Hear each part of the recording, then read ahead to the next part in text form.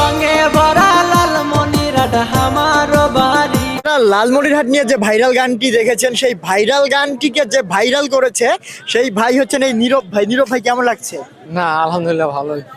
তোমরা আমাকে দেখতে চাইলে আইসেন লালমনি। আর নীরব ভাই, পরবর্তীতে কি গান পাচ্ছি? পরবর্তীতে আসবে বিভাগ নিয়ে, হয়তো বা না হয় অন্য কোনো গান আসবে ইনশাল্লাহ। বুকে গুনে খাতির যত্নে লালমনিরহাট সেরা। আচ্ছা, তো পরিকল্পিতভাবে পরবর্তী প্রোগ্রামটা কি?